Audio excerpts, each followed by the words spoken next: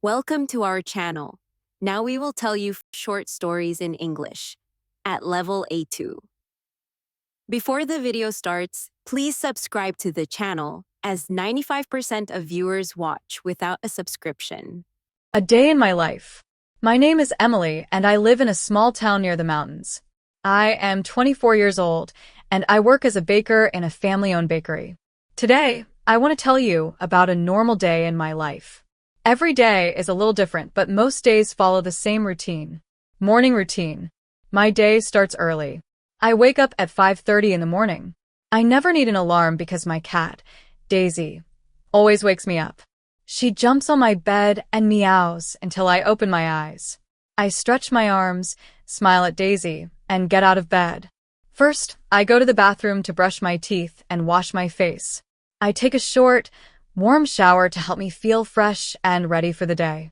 Then, I put on my work clothes, black pants, a white t-shirt, and a green apron with the bakery logo.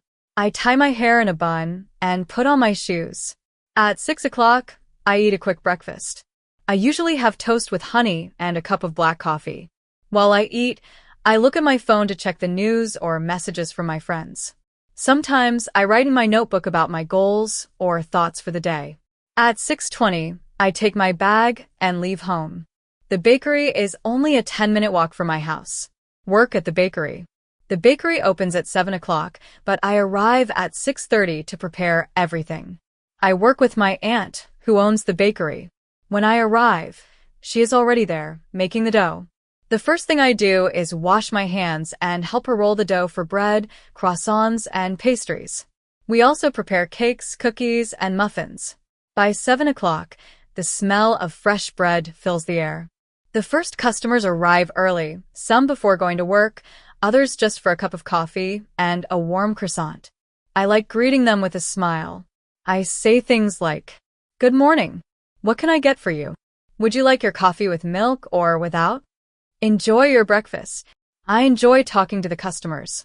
Many of them come every day, and we know each other well. There is Mr. Harris, an old man who always buys 2 chocolate muffins for his grandchildren. There is also Sarah, a student who loves our apple pie. At 10 o'clock, we take a short break. I drink tea and eat a small sandwich. Then we continue baking, cleaning, and restocking the shelves. Sometimes I decorate cakes or write messages on them, like happy birthday or congratulations. I enjoy being creative with icing and colors. At 2 o'clock in the afternoon, my work ends. I say goodbye to my aunt and take a walk home. On the way, I often stop at the small park to sit on a bench and enjoy the sun. Afternoon activities. When I get home, Daisy runs to me. She loves attention. I feed her, then change into comfortable clothes. Around 3 o'clock, I make a light lunch, usually a salad or soup with bread. I watch a little TV or listen to music while I eat. In the afternoon, I usually do something relaxing or useful.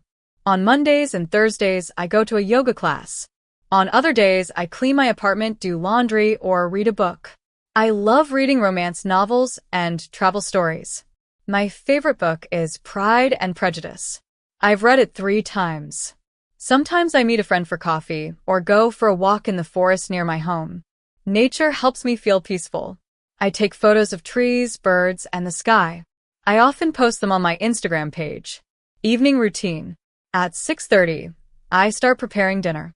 I like to cook simple meals, like pasta with vegetables or rice with chicken. I try to eat healthy food, but I always keep a little chocolate for dessert. After dinner, I clean the kitchen and relax. I sit on the couch with Daisy and watch a movie or a series. My favorite shows are about cooking or travel. Sometimes I call my parents or my brother who lives in another city. Before bed, I prepare my clothes for the next day and write a few lines in my journal. I like to write about what I did, how I felt, and what I'm thankful for. Then, I brush my teeth, wash my face, and go to bed around 10 o'clock. I usually fall asleep quickly because I feel tired but happy. Conclusion. This is a typical day in my life. I enjoy the simple things: fresh bread, kind people, quiet walks, and time with my cat. I believe that happiness is not in big things but in small moments. Every day is a gift, and I try to enjoy it. Marco and the Missing Homework. Hi, my name is Marco, and I'm 15 years old. I live in a small town in Spain with my parents and my younger sister, Sofia.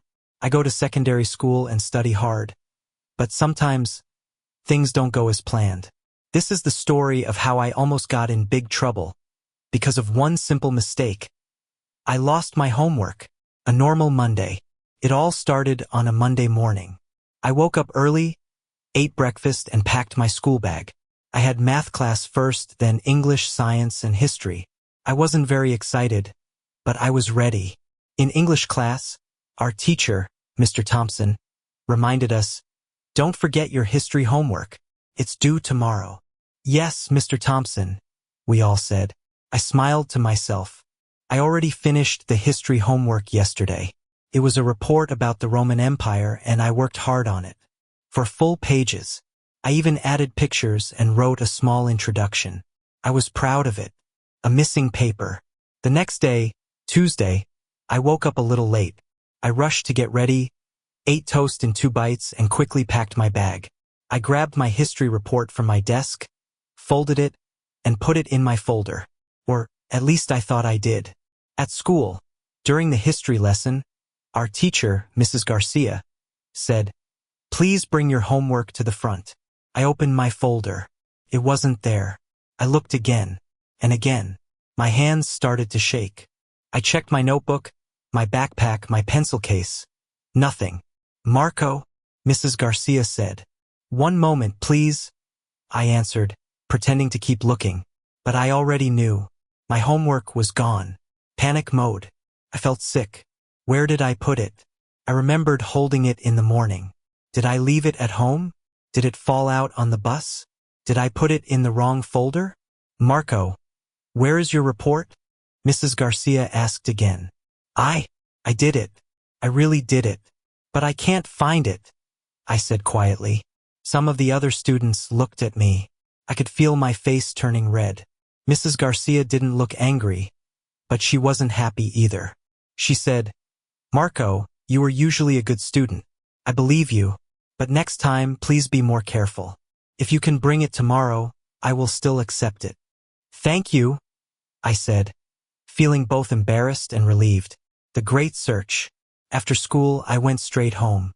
I ran to my room and checked my desk. No paper. I checked the floor, the bookshelf, under the bed, nothing. I even looked in the kitchen, thinking maybe I left it near the toaster. "Marco, are you okay?" my mom asked. "I lost my homework," I said. My sister Sophia walked by and said, "Didn't you have it in your hand this morning?" "Yes," I said, "but now it's gone." "Maybe it's in your other folder?" she asked. I opened every folder. Still nothing. A surprise discovery. That evening, I was helping my mom clean the living room.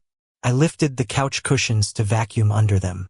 And there, under one of the cushions, was my report. "Oh my gosh!" I shouted. "It's here." It was under the sofa. My mom laughed. "How did it get there?" I thought back to the morning. I was eating breakfast and reading my report. I probably put it on the sofa for a second, then forgot about it. Lesson learned. The next day, I brought the report to school, carefully placed in a plastic folder this time. I gave it to Mrs. Garcia and explained what happened. She smiled and said, "Well, I'm glad it didn't disappear forever. I got a B+ on the report." And she wrote, "Good effort. Try to be more organized." Final thoughts. Since that day, I always double-check my bag before school. I also use a special folder just for homework. Losing something small can create a big problem, but it can also teach you something important. So if you ever lose your homework, check under the sofa. Anna's first job interview. Hi. My name is Anna, and I'm 19 years old. I live in a big city with my mother and older brother. I recently finished my first year at university, where I study marketing. I don't have much work experience, but this summer I decided to get a part-time job.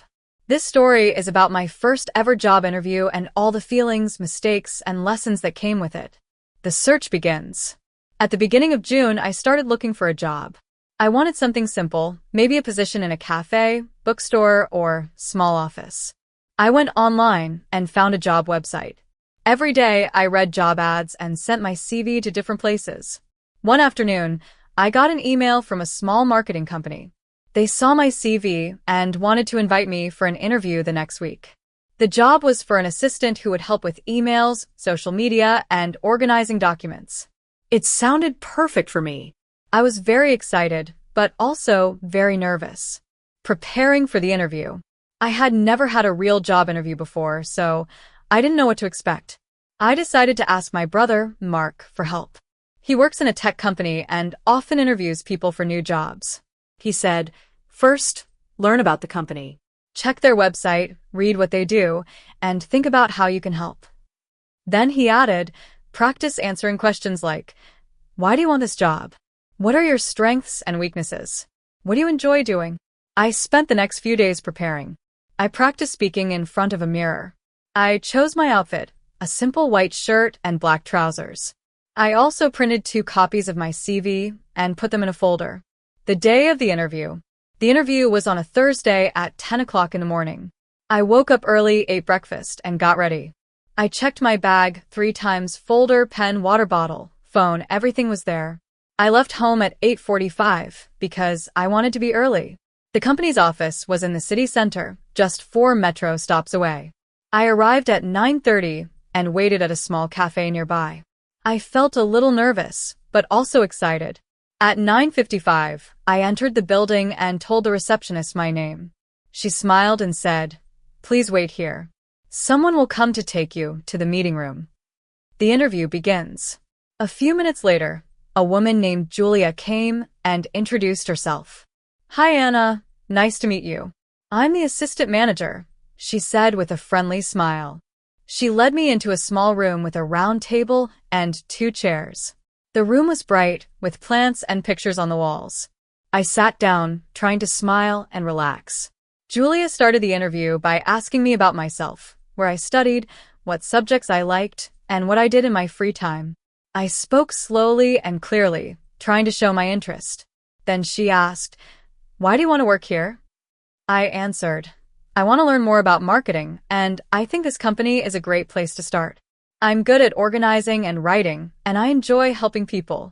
She nodded and smiled. I started to feel more confident. A small mistake. Everything was going well until she asked, "Can you tell me about a time when you solved a problem?" I didn't prepare for that question. I paused.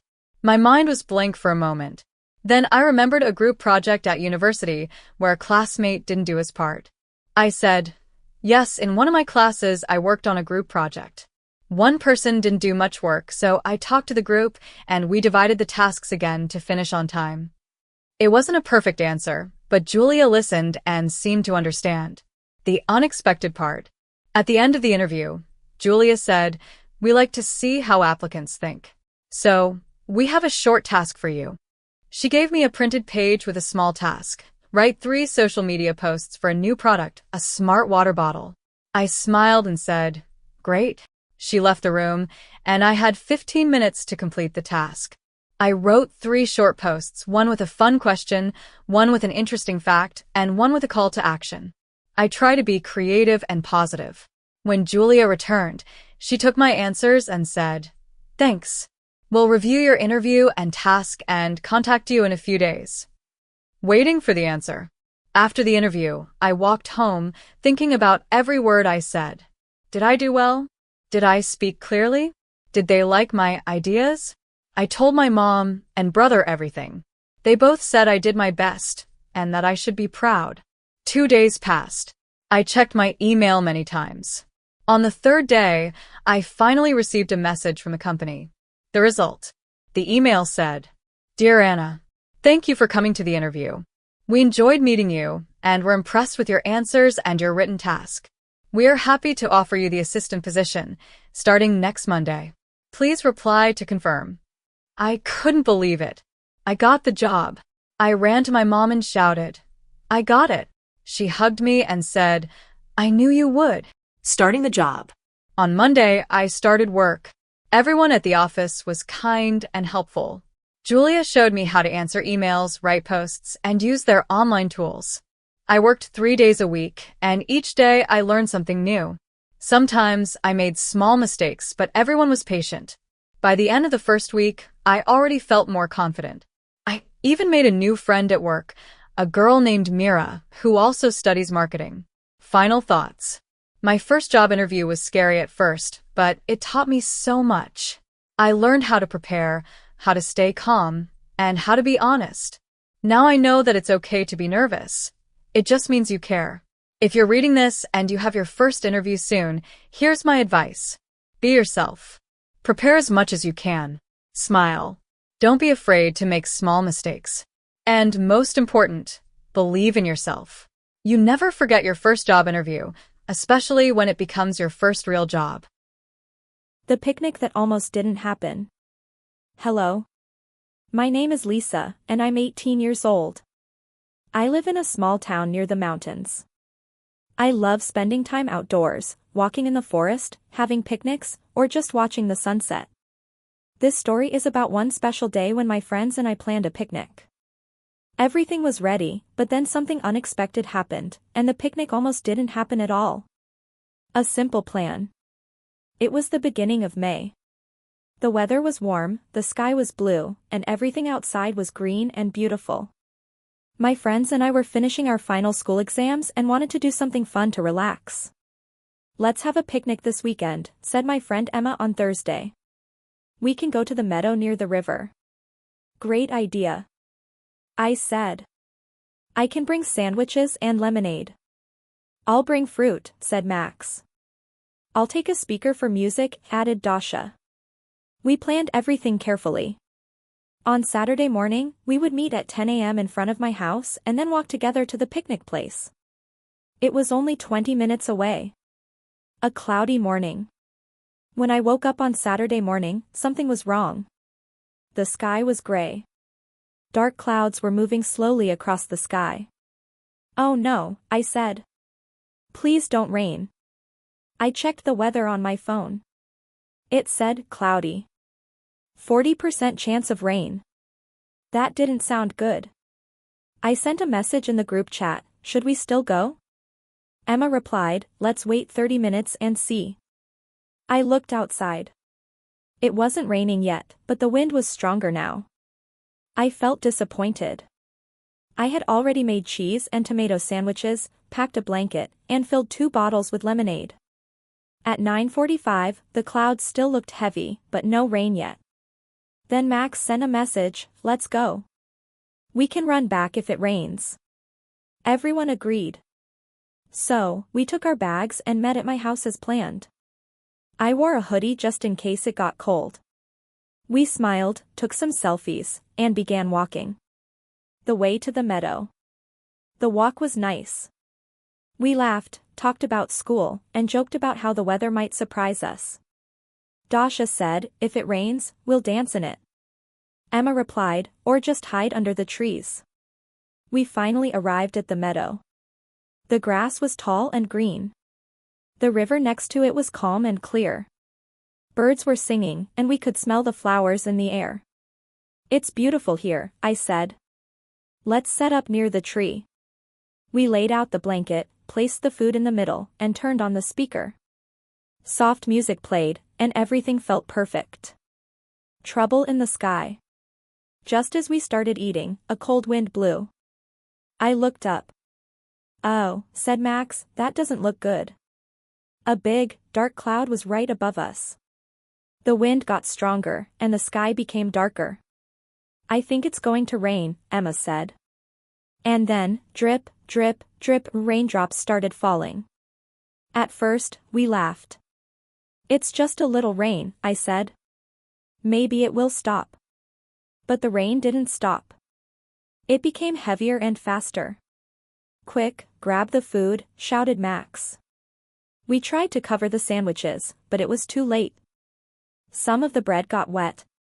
The fruit was still okay, but the blanket was soaked. We ran under the tree with our things, but the rain came through the leaves too. This is a disaster, Dasha said, shaking her wet hoodie. And I just did my hair. A new plan. For a moment, we stood under the tree, cold and wet. No one spoke. I felt sad, we tried so hard to make this day special. But then Emma smiled. You know what? Let's not give up. What do you mean? I asked. We can go to my grandma's house, she said. It's close, just 10 minutes from here. She has a big porch where we can sit and stay dry. We all looked at each other. Max said, let's go. A cozy picnic. We walked quickly through the rain, laughing and holding our bags. By the time we reached Emma's grandma's house, we were wet and tired, but also smiling. Her grandma opened the door and said, "Oh my. Come in, come in." We thanked her and sat on the covered porch. It was warm and dry. The rain was falling all around us, but we were safe and comfortable. We put the food on the table. The sandwiches were a little soggy, but still tasty.